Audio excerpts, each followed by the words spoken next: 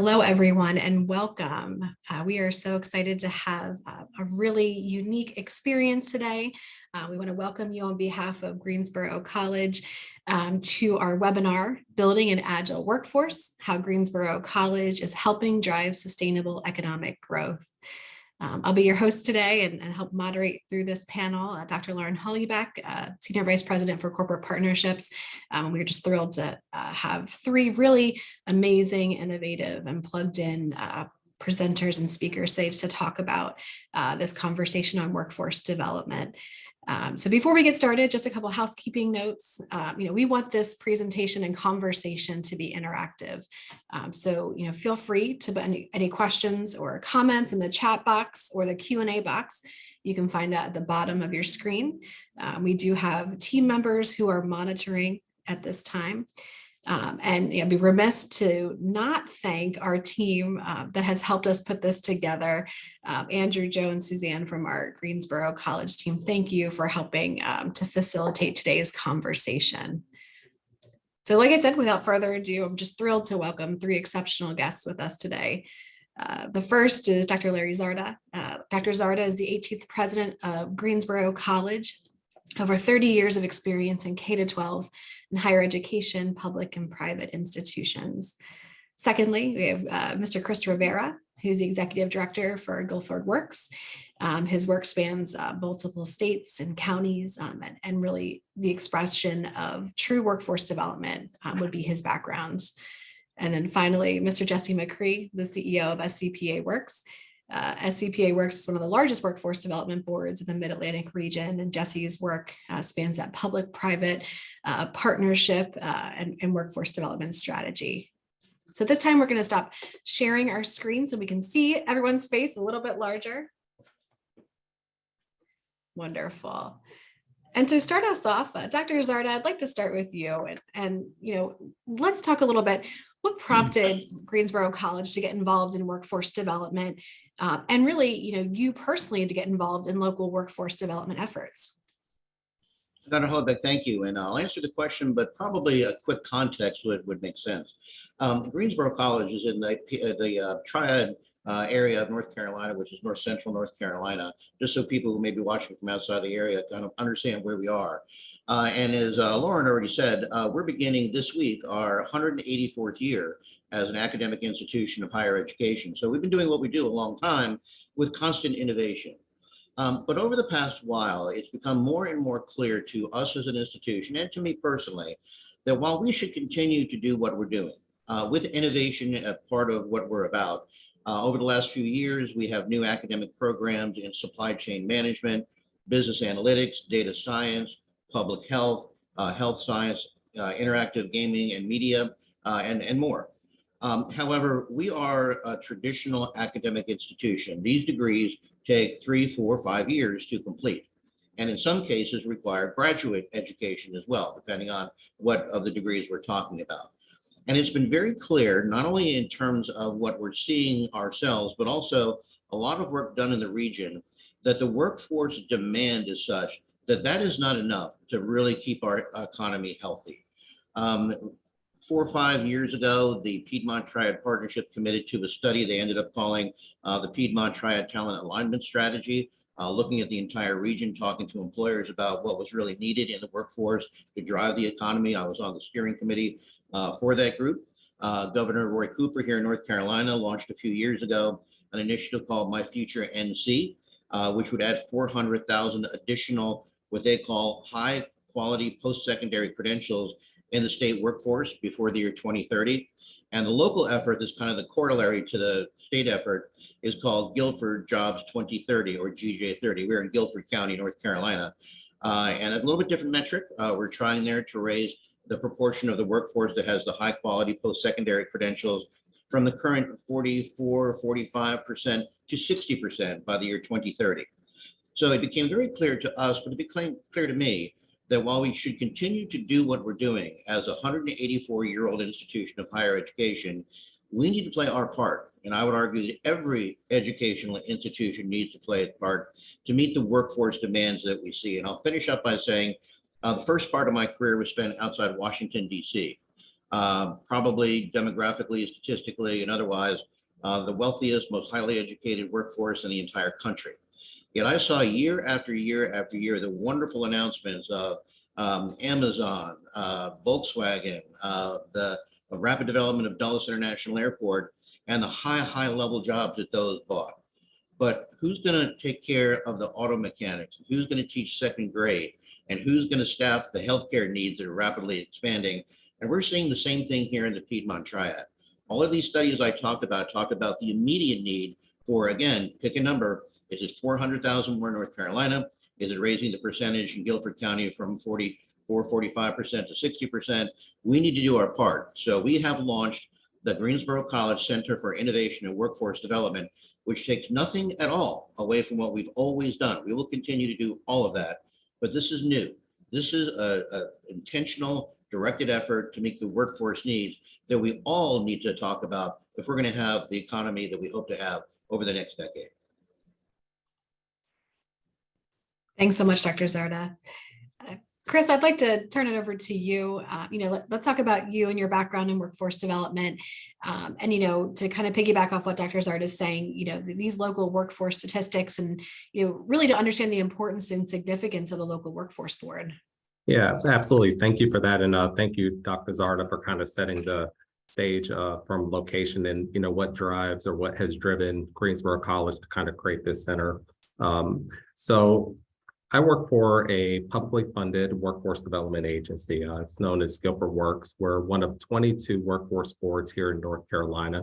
As Dr. Czarda mentioned, we're located in Central North Carolina, and we're very fortunate to have 4 workforce development boards here in the Piedmont Triad area.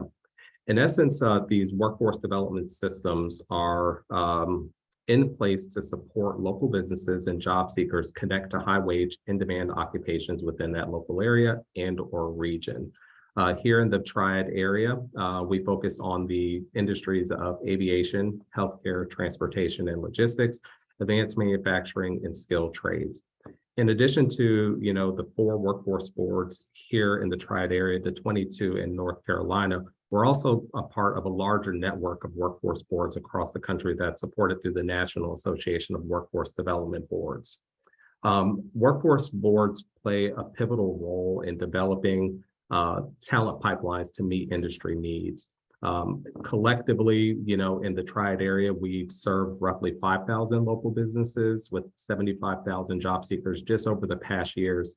And we tend to do that through what we call our NC Works Career Centers, but nationally they're known as American Job Centers. What we've learned over the past several years, certainly by leveraging some of the data that Dr. Czarda has shared, the talent alignment strategy report specifically, COVID really has changed a lot in the way that individuals are engaging in the workforce, and certainly, what industry needs are right now. And so what we've been very intentional in doing is to get out into communities, meeting individuals who have been historically marginalized, educating them of the available jobs in our community, and providing them with the employment and training services to obtain those jobs. Partnerships are key to our work, and certainly working together and supporting higher education institutions like Greensboro College strengthens the workforce ecosystem throughout our community. Thanks, Chris. And finally, I'd like to turn it over to Jesse again for some introductions, your background, and also representing a workforce development board. Just curious, kind of some initial thoughts about national labor market data that Chris started talking about, and kind of where you see it sitting in the stage. Yeah, thanks, Lauren. Great to be a part of this panel and be a part of this conversation. As Chris mentioned, I'm a part of a broader network of workforce development boards that serve regions. So South Central Pennsylvania Works serves 8 counties, about 750,000 people, and we run 8 American Job Centers in a similar format as Chris at GuilfordWorks. And I think what the benefits of being able to sort of see the national data as corresponding to the trends that we're seeing in the Greensboro region, right? So the big question facing so many workforce development board directors right now is, how is growth going to happen if we can't find more workers, right? So there is a national trend of more job openings than there are unemployed individuals.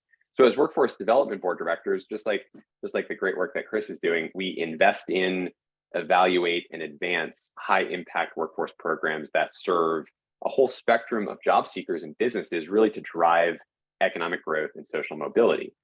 One of the big things that we see, and one of the big challenges that we have, is that we're at this intersection of the future of work and the future of learning. And I think that's why what Greensboro College is doing is so innovative, because, as has been alluded to, the nature of how we learn and what learners, particularly adult learners, are looking for has changed rapidly over the past 5 or 10 years.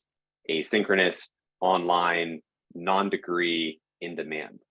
Some of the things that we can talk more about in this webinar, Lauren, is the great ROI on adult learning in workforce development, right? So all the data is showing that workforce development works not only for the learner in terms of career advancement, wage growth, but also for businesses to see that that's the way to keep up with a labor force that's dynamically changing. We're also seeing too, and I think this is a really important thing to consider in all of this, is that when you have more job openings than you have unemployed people, is that what we refer to as the SANSdemic, these demographic headwinds are probably structural trends that we're going to see over the next 10 or 15 years. And higher education has definitely felt the brunt of that, right? Reduced enrollments, challenges in getting students on campus. So there need to be ways in which higher education can be more nimble and agile to bring adult learners in, to understand what businesses are demanding in terms of skill sets, and then see that there are ways of delivering in-demand content via non-degree certificates, as an example, that drive workforce development results, both for the job seeker and for the business as well. So these national trends are highlighted with some of the great work that Dr. Czarda and Chris are doing in Greensboro. But I think it's important for us to see that the future of work and the future of learning is happening right now. This conversation is so critical for the growth and the sustained growth of our regional economies. Thanks so much, Jesse. So I want to dig into that further, the idea of the adult learner and how the adult learner, is changing, continues to change and grow. And Dr. Czarda, I wonder if you would talk a little bit about, the demographic of Greensboro College, the student makeup, how that potentially is changing, and ways that, these initiatives like workforce certifications can help change that growing dynamic. Lauren, let me give you the data that's really the last 5-year rolling average. Yes, we're a small private college right in downtown Greensboro. We have brick buildings with white columns and all that. But our demographics have changed considerably over the past generation. This is the first week of our fall semester. So our data this week is very, very fresh and new. And it mimics what we've seen the last 5 years. For our traditional undergraduate student body, leaving aside graduate students, our adult population, and our middle college, we will be about 60% first generation. The students coming here are the first generation in their family. We are about 50% minority status, more than 50% Pell Grant eligible, and slightly majority male. And the reason for that is athletics. We have a football team, which has a large roster. Baseball has a larger roster than softball, but that's kind of the demographics as to where we are. We are not an elite institution.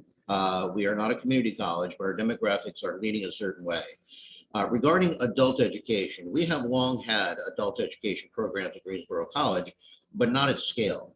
In addition, I guess it's 6 going on 7 years ago, Suzanne Siddharth, who's with us today, brought to us a number of certificate programs that are primarily on ground on weekends. Things like paralegal and the SHRM, the human resource management, project management, and others, very solid programs. But clearly we see the demand as being such that many of our neighbors, many of our neighbors in the community don't have the ability to come to campus every weekend for X number of weeks. So the online component became very important. I'd also say that internally at Greensboro College, we see what we're doing with the Center for Innovation and Workforce Development, not only meeting the workforce needs on behalf of the employers and the economy, but also a matter of access and equity. There is now, I think, rapidly growing new pathways as to how people can get into certain industries without committing to 4, 5, or 6 years of formal higher education. And let me use one example and then kind of turn it back to you. We have students who come here as freshmen. They major in health science. They may play on the softball team, live in the residence halls, have a wonderful experience, develop all those life skills they need. And then they go to graduate school to become a physician's assistant or an occupational therapist or a physical therapist, whatever it might be. There are those students who cannot get into college, whether it's financial, whether it's time of life, maybe it's children at home, maybe a single mother. And these workforce certificate programs give that student a chance to get into the same organizations, maybe in a different place, but get the certificate, get into whether it's in aviation or in healthcare or in manufacturing. And who knows where that person is in 5, 10, or 15 years, even without benefiting by the traditional college education. So we do see it as a matter of access and equity, as well as meeting the economic workforce demands. Thanks, Dr. Czarda. Chris, I'm curious from the local workforce perspective, how, those issues around access and equity, how are you working through that to ensure, you mentioned some of the high priority occupations and industry clusters. What helps you drive decision-making for your region? Yeah, much of the same. So I kind of want to go back to something that Jesse mentioned and then bring in Dr. Czarda's comment. Agility in the workforce is of critical importance right now. We're in, I won't exactly say a post-COVID environment, but certainly we're trying to turn the curve on that. And what we've learned over the past couple of years is that all that we thought individuals had to come into brick and mortar locations to access is no longer the case. Systems like workforce development boards, American job centers, higher education institutions, creating these platforms to expand access to education and training services has paid dividends. And I love that Dr. Czarda speaks to creating these additional access points for people to be able to participate in these programs, to be able to then land these in-demand occupations. We leverage very similar types of data, right? So I would have bet my job, not literally, that, as we were coming out of COVID, individuals will flock back to career centers, but we've seen a complete shift in that pendulum in that where we were serving 30,000+ people in person, 70% of the services that we're providing now are virtual. People have become more comfortable in that space. They know how to navigate it. The ease of access of not having to move from one building to the next has, tremendously increased how we're engaging the community. For those that have difficulty with, accessing technology or lack the access to technology and or broadband access, we've, worked really hard to form strategic partnerships with community-based organizations, library, faith-based communities for individuals to be able to come in to access those services from the comforts of their own communities. And so we've seen that, reaching out to communities, providing those employment and training services from, proximate to where they live is really, increasing participation levels within our workforce system here in Greensboro. It's been very comforting to see more higher education institutions, becoming nimble, as Jesse said, and offering those web-based, opportunities, to get these necessary credentials. I'll just jump in here, Lawrence, and if you're okay with it, as a conversation. I just want to echo both of those last two comments. There's an element here too of agility and resilience is another word that I would use in the workforce, right? So, the statistics, the prognosticators that say, hey, 15 years, 2/3 of the jobs that will be there don't exist in their current form today. And that might be true, but what underscores that is the dynamicism in the labor market. When we look at what is going to happen in the labor market 5, 10 years down the road, none of us can predict exactly what that's going to look like. But there's an element where we want to build a resilient workforce. And so components of this, I think, is the way that I would frame it up would be if a person is coming out of Greensboro College, let's say, and graduating with a 4-year degree, the likelihood that she is never going to need any further training or education or certificates or continuing education is probably about 0, right? There's going to need some sort of refresh, upskill. And so I think what Dr. Czarda and Chris are speaking to is agility and resilience, but also the need to build a lifelong learning partnership, right? So in the case of higher education, this does not belie the current great work that Greensboro College is doing and the many post-secondary and higher education institutions that we work with. But what it does mean is that that portfolio of offerings has to increase because of the speed of change, the dynamicism, the need to build a resilient workforce. And then, as Chris is talking about, the issues of equity and access. We're in a golden age right now for those populations that have been historically underserved, that have barriers to entry in employment and education. We now have very scalable options for mobile, asynchronous, online, lower cost, shorter term ways to get those individuals upskilled and reskilled. Final comment here is, because there's so much good stuff to echo what Dr. Czarda and Chris said, is I think that workforce boards historically have not done a great job of partnering with higher education institutions, which is a credit to you, Chris, in this partnership with Greensboro College to say that for many of the people that we're serving at American Job Centers, there's great opportunities for upward mobility in these non-degree, non-credit offerings. So there's just so much happening, again, with this future of work and the future of learning. So when I think about workforce development and we talk about, the data statistics, we know it does impact that individual, right? That person coming into an American Job Center. But we also know the benefits and why workforce development is so important because of the impacts to our industries and collective business partners. So I'm curious, and I'm going to throw this out to the group, what does it mean to create a workforce development strategy that is really business focused and still retaining the ability to serve that individual job seeker? Yeah, Lauren, maybe I'll take the first cut at that. I don't think it would make sense for any institution, whether it's higher education or a workforce board or others, to be in a position where we're offering training and education to industries or jobs that are not in demand. I mean, I'm not sure that would make any sense at all. So I think there's the requirement that all of us that are in this business, if you will, are always kind of other-centered. What do the employers really need? What kind of skill sets are they really looking for? I'm sure you have had the experience that I've had over the past year where whether it's a restaurant or an airport or an auto mechanic, where you're on a wait list and you realize a restaurant's a good example where you might have to wait for a half an hour to get a table, but then when you get inside the restaurant, a third of the tables are empty. So it's not the capacity of the facility, they don't have the staff. And some are very upfront about that. So for us to be able to, in the community college in this case, to produce people who can go into the hospitality industry and hopefully thrive quickly makes a lot of sense. And that's true for hospitality, healthcare, aviation, manufacturing, information technology. We really need to make sure we're always other-centered. And as some say, try to see around the next corner. As Jesse said earlier, what does 5 years and 10 years from now look like? Yeah, I go right there with you, Dr. Czarda. I think that particularly in systems like ours, we're always looking at the highest point of achievement, and sometimes we can't turn blind eye to all other industries. I personally am a product of the food and beverage industry. I got my career start in management there and thrived, developed some really great skills that were able to be matriculated over into what I do now.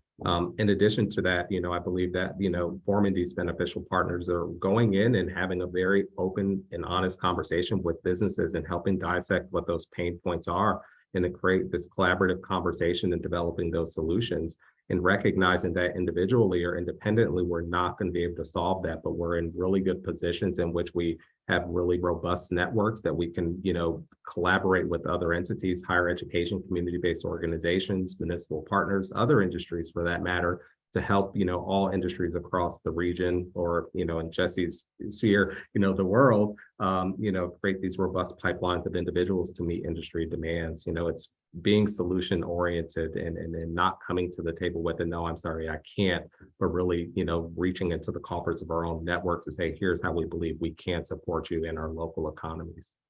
Yeah, I'll echo both of those comments. Just really briefly, I would say too that we're seeing some of the trends in business responsiveness to, again, this changing dynamic where it's not as if the undergraduate degree is irrelevant. In some cases, it's more important than ever.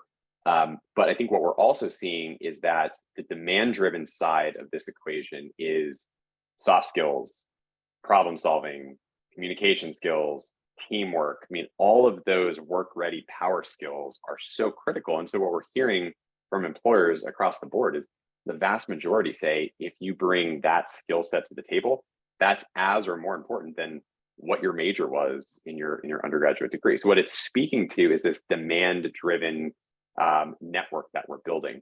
The old form of workforce development decades ago is the train and hope, right? Train people and hope they get jobs. And this really is doing it from the other side, right? It's the reverse engineering of it, is building strong relationships and partnerships with businesses that they can communicate that real-time intelligence about what they're hiring for, take that information and go to a workforce development board like at Chris's shop, and then go to Greensboro College and Dr. Czarda's leadership to say, here's what employers are looking for. Now let's respond to that.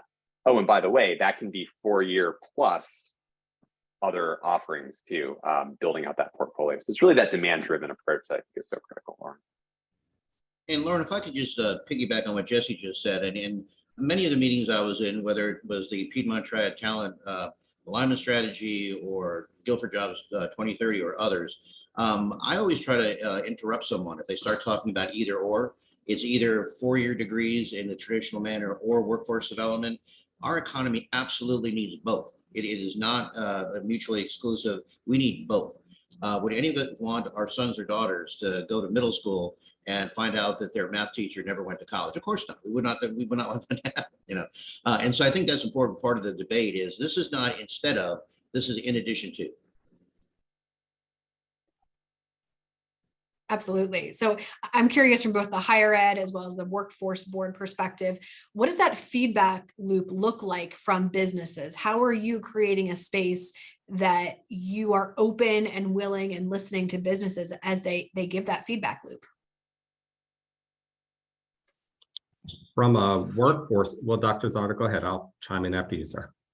Well, and I'll say it right to Chris. I'm sure he's probably closer to the employers than I am. But many of the new degree programs that we have, not even talking right now about the workforce development certificates, those new degree programs are based on listening to the economy, listening to industries, supply chain management, public health, interactive media and gaming. That's all a matter of our faculty and our administration listening to the employers as to what do they need and what comes 5 and 10 years from now. But of course, what Chris does is much more immediate because what we do is years away.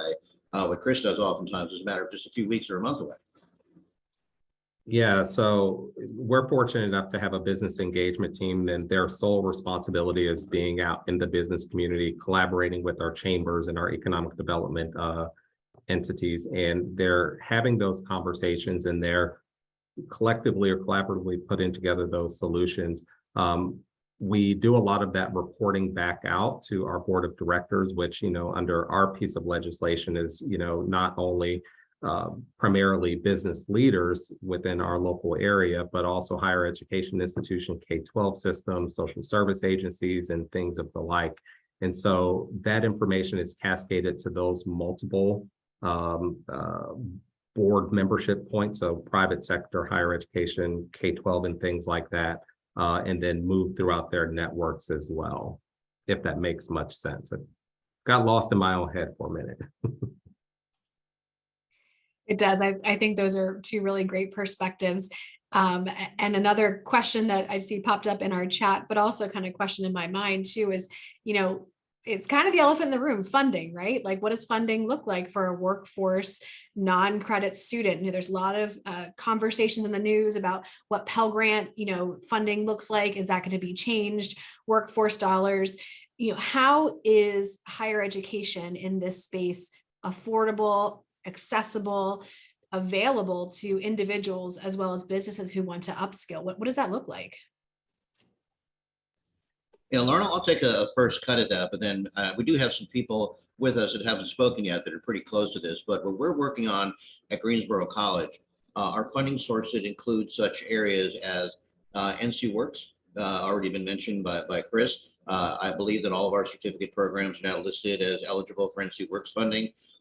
We also are able to offer those students, should they qualify, that's an important thing to say, funding through Sallie Mae, through the federal agency. Also, there are some private corporations that themselves will fund to upscale their own workforce. And we're working with the Veterans Administration. We haven't gotten to the point yet where that's been approved, but I think there's also some answers in the chat that probably have a little more detail. Yeah, I think Dr. Czarda kind of spoke to our operational arms of GuilfordWorks, which is the American Job Centers, or NC Works. So the resources that we've received from the Department of Labor have provisions in it for us to provide scholarships for individuals to go back to school to get some sort of post-secondary degree and or credential. And so that's available through almost every system in the country, certainly here in North Carolina. In addition to that, we continue to look for non-federal funds to be able to provide those scholarships to individuals, as well as to provide those support services to mitigate any emergency that they may experience while participating in that training program. So workforce systems like mine and certainly Jesse's in Pennsylvania have resources available to individuals that are needing to go back to school to get those degrees and or credentials. In addition, and I'll insert this and we may come back around to it, systems like ours or workforce systems like ours also provide grant opportunities to businesses to upskill their existing workers as well. So if they're needing to send their workers to get some sort of credential in a particular discipline or training on a piece of equipment or things like that, workforce systems have resources to provide to employers for that as well. Yeah, I'll just echo that. I think that the WIOA funding stream is one of many that we have at our workforce development board. But as Chris, as you're talking about, it's the incumbent worker training, right? The current workforce and the upskilling, reskilling.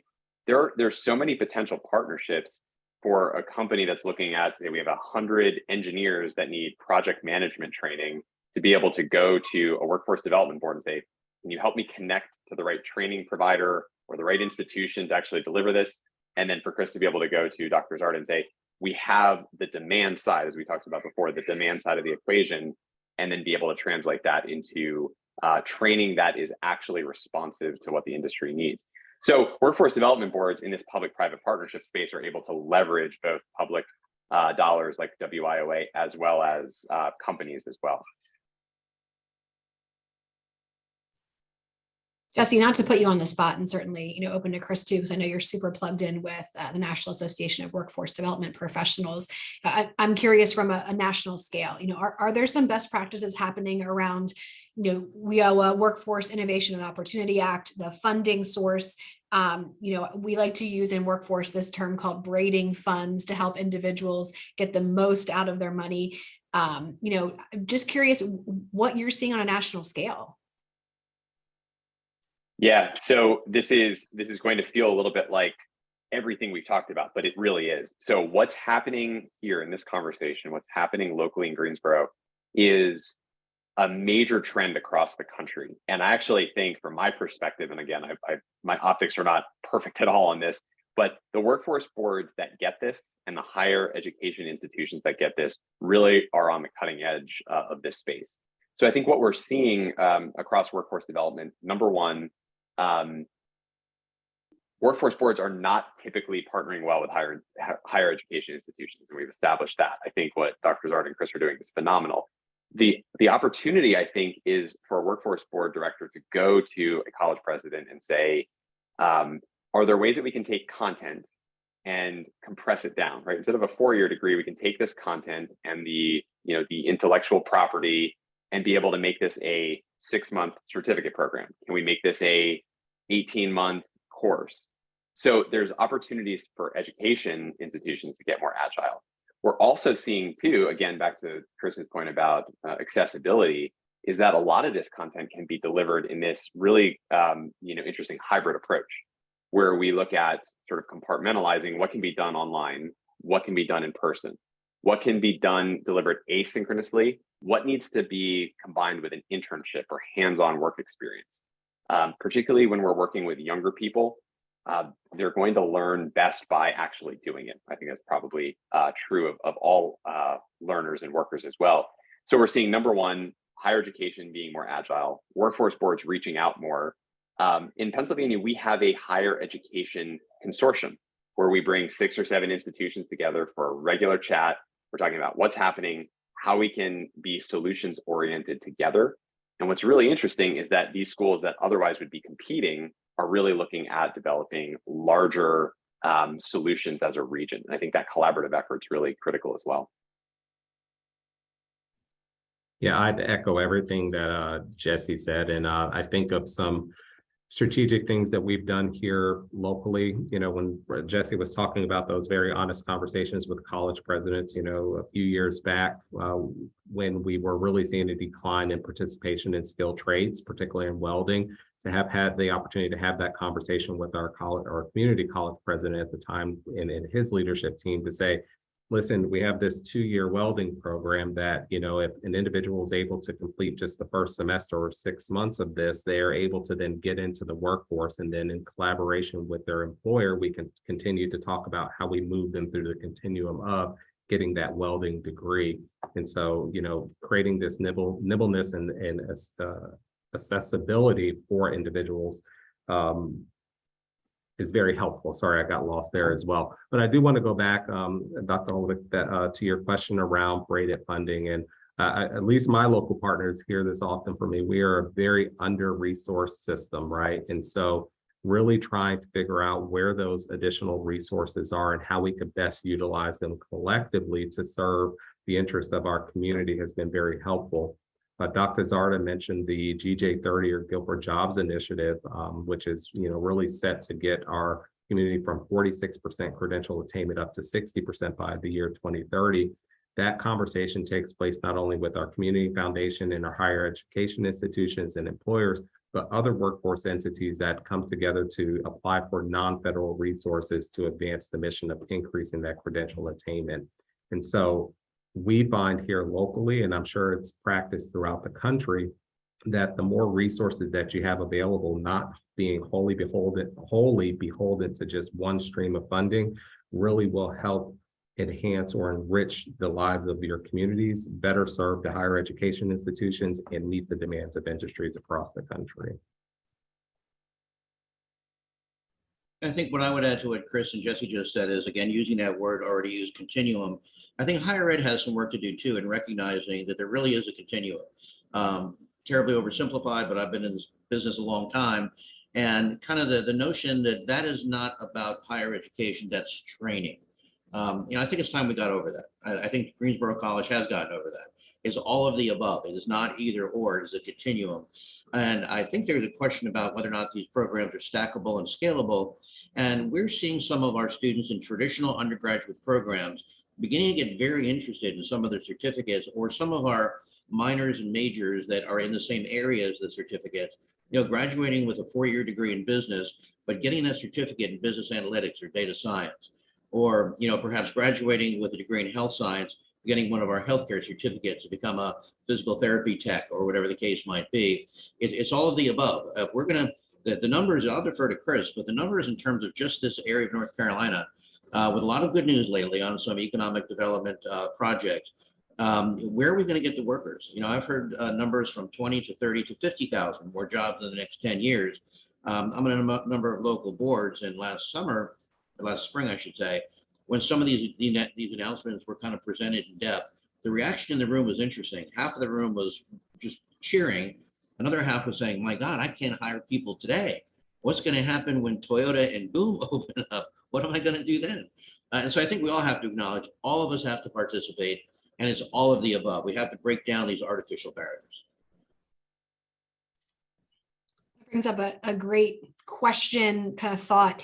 You know, this idea of workforce development can also be the intersection of economic development for a community. You know, you're keeping individuals engaged in the workforce system, but drawing in new employers, new individuals to help sustain.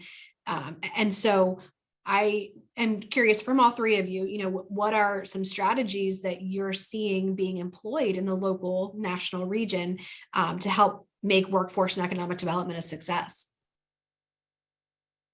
So here locally, we meet very frequently with our economic development partners. So we have a Guilford County Economic Development Alliance that represents, you know, county interests, and then the city of High Point, city of Greensboro interests as well. And on a monthly basis, we're coming and we're talking about future projects, existing projects, the community college and other higher education institutions, as well as workforce, are in those conversations as we're looking to attract businesses to the area, equally, everyone is at the table to talk about what makes our community a great site for them.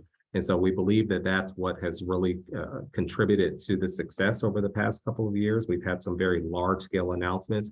To Dr. Czarda's point, that number over the next 3 to 5 years is well over 20,000 new jobs coming to the area. And it's not even talking about the accompanied businesses that will pop up as a result of the larger initiatives.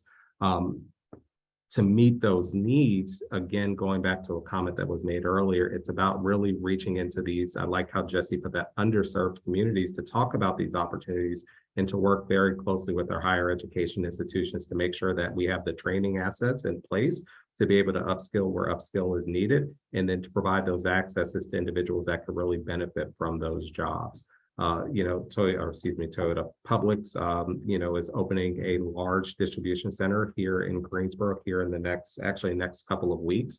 And we worked very closely with them, and we were adamant that, we want your recruiting efforts to be proximate to the community that can really benefit from, these opportunities. And we were very, very pleased to see that over the course of 4 hiring events, they saw close to 2,000 individuals and were able to fill all of those jobs. And they're good paying jobs requiring very little to no skills. Working closely with economic developers, having those conversations and really having a cohesive message as to how our community is best to grow and or expand, and then being prepared to take those opportunities to the community works well here locally. Yeah, that's really well said, Chris. I would just echo that and say, in central Pennsylvania, we're employing similar tactics, right? So we view economic development and workforce development as extensions of each other. You can't really have good economic development without good workforce development, and vice versa. So when a business wants to move to, the Greensboro region, and they're seeing the unemployment rate being low, that is, in a similar way, Dr. Czarda, are we celebrating this, or are we bemoaning it? And it's always two sides of that labor, supply demand side in the labor market.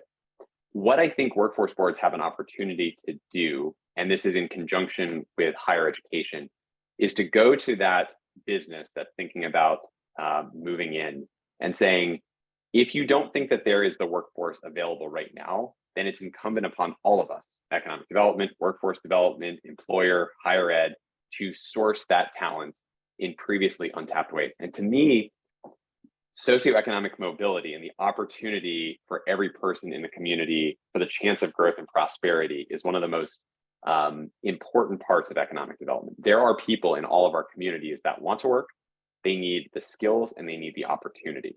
And so if it's a really low unemployment rate and some businesses are saying, I'm not sure we can move here because the talent isn't there, I would challenge all of us by saying that 60% mark of post-secondary, and you both, it's, what is it, 46% now, right? There is a big upward level for growth. And I think I would encourage all of us to look at that as workforce development at the ground level of true economic development growth that's sustainable. And Jesse, just to add a data point, because we've already admitted we're all data geeks. The number I've heard consistently in the past 2 years or so in Guilford County, North Carolina, there within the workforce, there are 74,000 people that have some college, no degree. Now, on the one hand, we'd love to get them their degrees. On the other hand, how about taking 3 to 6 months to get a certificate that'll upskill your ability and get a job with one of these corporations, and then maybe go back and work on that adult completer degree. And again, it's a continuum. It's constantly a continuum. Some data I've looked at for years is beginning in the early 1970s, about 50 years ago, a number of federal agencies started tracking the variables that affected lifetime income. Bureau of Labor Statistics, Internal Revenue Service, Social Security Administration, for obvious reasons. And from the beginning, the number one variable is a college education.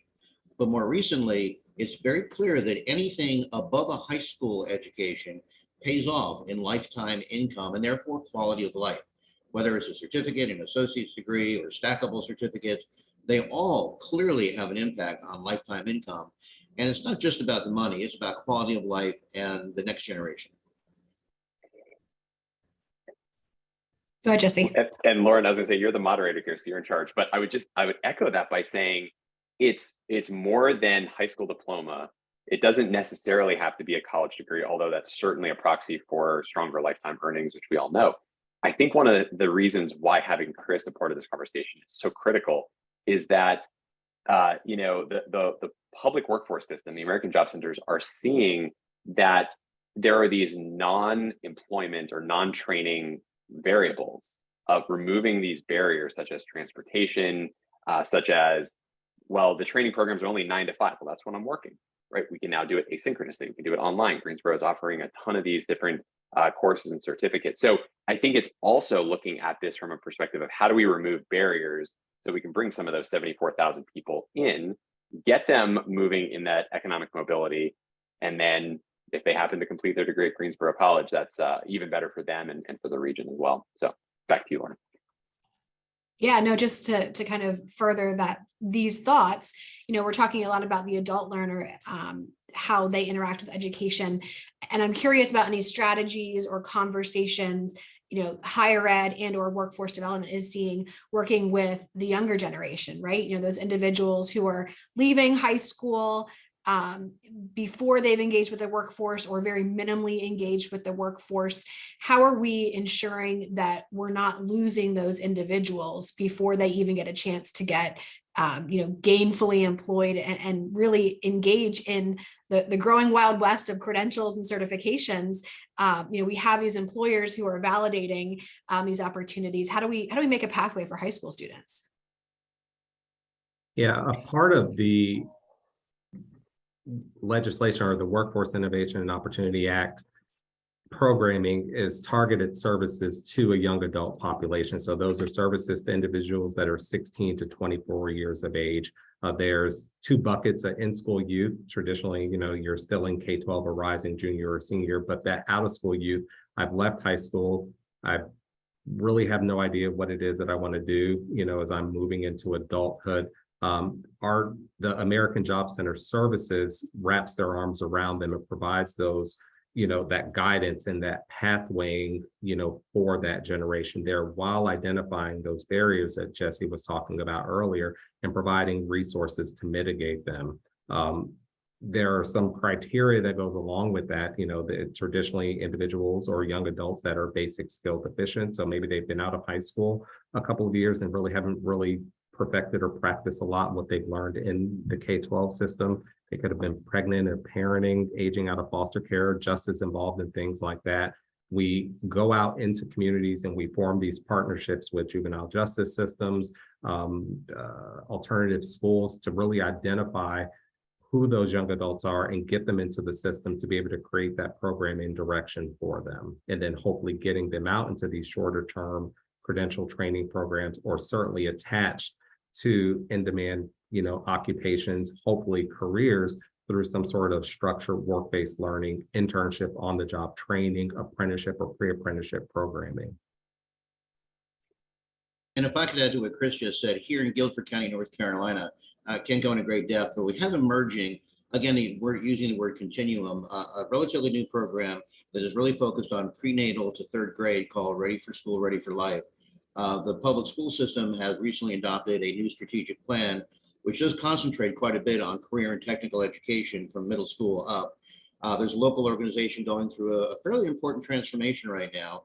It was called Say Yes to Education Guilford, is now Shift Ed, which is about wraparound services and generating scholarship monies for beyond high school credentials. And then, of course, what we're doing with Guilford Jobs 2030. So again, to use that word continuum, it is about what to do with those young adults as they enter the workforce, but realistically, it has to start from the time a person is born.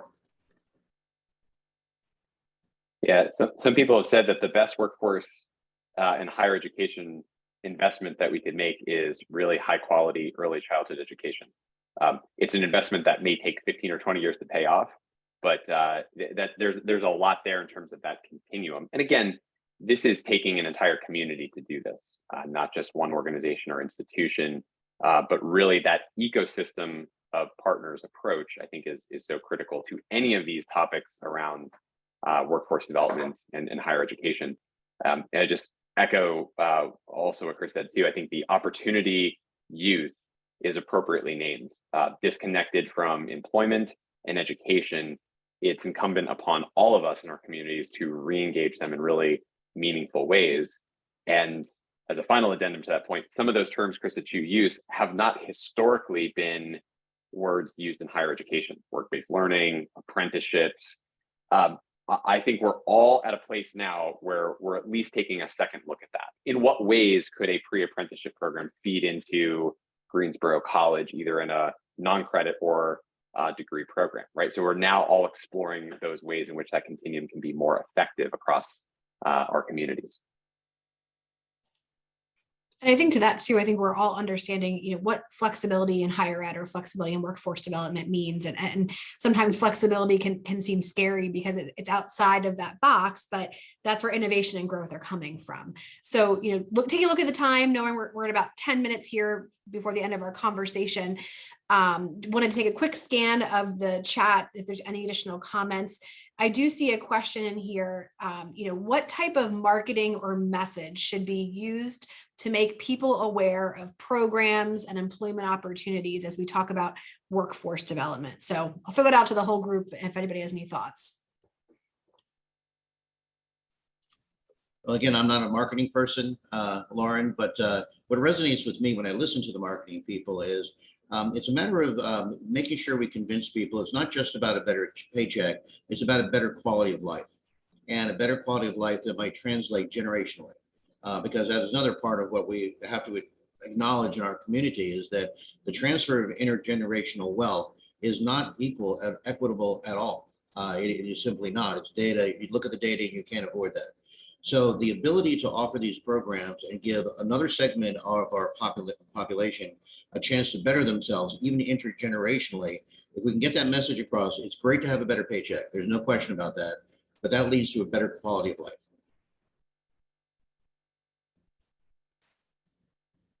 I would just echo that by saying I think there's also this is a golden opportunity, as I mentioned before, for workforce development because you have more jobs available than you have unemployed people, right? So the marketing on the business side, right, on the B2B side of it is you need to source talent in previously untapped ways, right? For the business side. So if that's the consumer side, Dr. Czarda, which I totally agree, this is wage, this is career pathway, this is bettering your life, your family, the next generation. On the business side, it's also, you can't afford not to get more creative about how to source talent. When you have tons of talent out there all looking for work, it's a little bit easier for a business to say, I can be, picky and choosy about who is brought in. We're structurally in a time where businesses are going to have to be much more creative, right? So there's the marketing component of this will impact your bottom line by partnering with GuilfordWorks, with partnering with Greensboro College and coming up with innovative solutions to help your business grow. Yeah, I think that the storytelling is extremely important. And I just kind of point out a couple of what I would like to think are obvious is know your audience, know where you're looking to target. Certainly make sure that, the messaging and material is indicative of that which you're trying to reach, right? So, you want to make sure that you're reaching out to a very diverse pool of individuals. And when you're speaking to that audience, that they can relate to the messaging and the opportunity through imagery, have people that look like them, that be very candid about it, right? And then really stretch yourself outside of those traditional, marketing mediums or platforms, and try to really hone into where you have the greatest opportunity to reach, to educate, and offer opportunity to. Absolutely. It's not a new concept, but the phrase I love is understanding the dignity of work, right? Like how we all are invested and involved, and that includes individuals, like you said, Chris, who don't look like us and act like us and behave in different ways, and how we all make space in this workforce system for everyone. So, we are at about 5 minutes here. And what I'd love to do is just do, kind of a round robin, round the room, some final thoughts from you as individuals. Dr. Czarda, you mentioned it. We didn't really get into too much of the data. So, we might have to do a point 2 of data, talking about, workforce updates. But would love to hear just some final thoughts from you regarding, this subject, this topic. I'm Dr. Czarda, happy to start with you. And Lauren, people I work with has heard me quote this before, but I think it kind of fits here. When I was finishing my doctoral dissertation years ago, everyone was required to have a methodologist on their committee, and I had a very good one. And late one Saturday afternoon, we were just running numbers and crunching numbers and running numbers. And finally, I turned to him and said, Dr. Gullidge, what are we really after here? And he said, Larry, we're going to torture the data until they confess. And I've never forgotten that. And there's some truth to that. And I think that's part of what's happening right now in workforce development. The data are compelling in terms of what we need to do, not only to further our economy and meet the demands of the employers, but also meet what we know should be a basic human right for all of our colleagues and neighbors to have a meaningful income and a good quality of life. In terms of kind of a closing statement, I would say that I will again maintain that all institutions who are involved need to address workforce development. Even if it's an elite academic institution that's named in the top 5 by US News and World Report, or the local rural community college and everything in between, I think we all need to go through this shift of thinking that yes, it's about academic degrees and programming, but it is also about meaningful lifetime workforce development. I'll share one personal story and then you can round robin to the next person. I have a very complicated family. My wife and I are both widowed. We have a blended family of 7 adult children, lots of others. And during the pandemic, we only had one of our adult children go to work every single day. And many of the others have law degrees and master's degrees and so on. But the one that went to work every day has an associate's degree in automotive technology and stackable credentials, one on top of another, because he runs an asphalt plant. And obviously you can't run an asphalt plant from home, but also he was the one that worked it every single day. And that was dependent on his education with an associate's degree and about 8 stackable certificates. And so personally, I've seen it in my family, it works. Thanks, Dr. Czarda. Chris? I don't have any personal stories, but I think that, a takeaway from this conversation and certainly a closing remark from myself would be that, public workforce systems touch so many aspects of the community, beginning with employers, taking that information and feed it out to higher education institutions, community partners, but certainly equally as importantly, the residents that we really are in place to serve. I believe I saw it somewhere in the chat, how do individuals get connected? Any business and or job seeker, transitioning career person that's interested in kind of having a conversation on how we could better support, you as an organization or an individual can certainly feel free to reach out to me directly. A complete list of our services can be found at our website, which is GuilfordWorks.org. But we welcome the opportunity to have a collaborative conversation on how we can strengthen our economy, our community, and certainly better support our business community. So I appreciate the opportunity to participate in this conversation, Dr. Holder. Go ahead, Jesse. Yeah, so I think in summation, first of all, thanks for the opportunity to share with this great panel and my esteemed colleagues here. Number one, I think is this really should be a golden age of workforce development in terms of the structural trends, right? So these things that we've talked about, they're not just going away in 12 or 24 months. I think we're going to see a prolonged opportunity for this demand-driven perspective of workforce development to really drive economic growth. Number two, it's that old, proverb, go fast solo, go far together. And it really is relevant. None of us as individual or individual organizations can tackle these challenges on our own, but this idea of an ecosystem of partners, higher ed, economic development, workforce development, the business community rising up and really saying, we're going to establish, better wages, better working conditions, all of this stuff as a whole is going to be, I think the partnership model to drive economic growth. And then I would just say, we didn't even really get to talk about this, but and I think about it as a sort of a personal anecdote to close is I got 3 young kids. My youngest is 3 years old. So, in 17, 20 years, he might be entering the workforce in earnest for the first time. What does the labor market look like in 20 years? I have no idea. What I can say is that we would likely bet that a resilient and agile set of skills in durable skills, communication, problem solving, teamwork, as well as digital skills, IT and tech will probably serve him and the upcoming generation really well. So when we take a long view of workforce development, durable, digital, doing this together as partners, and then seeing that this is really going to take all of us together as a community to be able to drive growth. Well, thank you to my colleagues for joining me today for this fantastic conversation. For those of you who are joining us this afternoon for the first time, we did drop some links in the chat for more information about Greensboro College and the Center for Innovation and Workforce Development. For more information, we'll be following this up with an email as well. But we hope that you have enjoyed this conversation. Please do feel free to reach out to anyone on this call for more information, and have a great rest of your day. Thank you so much.